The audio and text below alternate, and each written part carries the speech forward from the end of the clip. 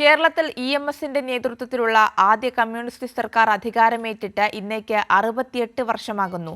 CPIM മധുര party Congress നടക്കുമ്പോഴുള്ള ഈ ഓർമ്മ പുതുക്കൽ പാർട്ടി പ്രവർത്തകർക്ക് ആവേശമാണ്.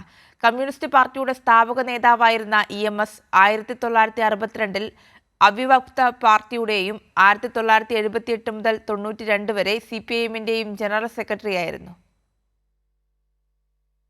ഇനി അടുത്ത ഏതാനും ദിവസങ്ങൾക്കകത്ത് ലോക്സഭയിലേക്കുള്ള തെരഞ്ഞെടുപ്പ് വരാൻ പോവുകയാണ്. ആ തെരഞ്ഞെടുപ്പിൽ ഐക്യമുന്നണിയെ കേരളത്തിലെ ഇടതുപക്ഷ ജനാധിപത്യ മുന്നണി കൂടി ഉൾപ്പെടുന്ന അഖിലേന്ത്യാ ഐക്യമുന്നണിയെ ജയിപ്പിക്കണം എന്നുള്ള നിങ്ങളുടെ ദൃഢനിശ്ചയമാണ് ഇത്ര വലിയ ഒരു മനുഷ്യ മഹാസമുദ്രം ഇവിടെ കൂടിയത് എന്നാണ്.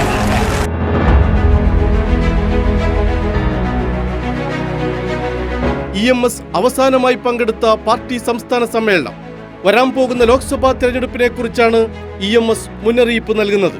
ആ തെരഞ്ഞെടുപ്പിൽ അധികാരമേറ്റതാകട്ടെ വാജ്പേയി സർക്കാർ. അധികാരാരോഹണം ആരും മറക്കുന്നുണ്ടാവില്ല.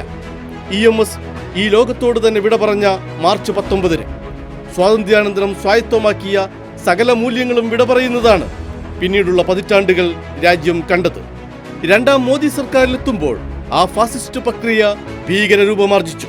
ആ രാഷ്ട്രീയ പശ്ചാത്തലത്തിലാണ് സിപിഐഎമ്മിന്റെ 24ാം പാർട്ടി കോൺഗ്രസ് മധുരയിൽ അരങ്ങേറുന്നത്. കേരള പാർട്ടിയെയും 14 വർഷം ഇന്ത്യൻ പാർട്ടിയെയും നയിച്ച ഇഎംഎസ് നേതൃത്വം നൽകിയ ആദ്യ കമ്മ്യൂണിസ്റ്റ് സർക്കാരിന്റെയും വാർഷികമെത്തുന്നത്.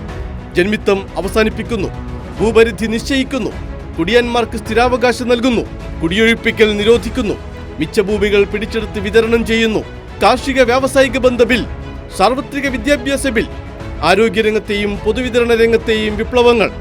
കേരളം ലോകത്തിനും രാജ്യത്തിനും മാതൃകയായി ബഹുദൂരം മുന്നേറിയതിന്റെ അടിസ്ഥാനം ഒരു ലോക സംഭവമായ ആദ്യ കമ്മ്യൂണിസ്റ്റ് സർക്കാരാണ്. കേരളത്തിലെ കമ്മ്യൂണിസ്റ്റ് വിരുദ്ധ ശക്തികളെല്ലാം ഒരു കുടക്കീഴിൽ അണിനിരന്ന് ഇഎംഎസ് സർക്കാരിനെ അട്ടിമറിച്ച കുപ്രസിദ്ധമായ വിമോചന സമരമാണ് പിണറായി സർക്കാരിനെതിരെ പ്രതിപക്ഷവും കേന്ദ്ര സർക്കാരും കിനാവ് കാണുന്നത്. അവിടെ മഹാപുരുഷനായ ഇഎംഎസും ആദ്യ കമ്മ്യൂണിസ്റ്റ് സർക്കാരും തന്നെയാണ് വഴിവിളക്ക്. ബിജു മുത്തത്തി, കൈരളി ന്യൂസ്.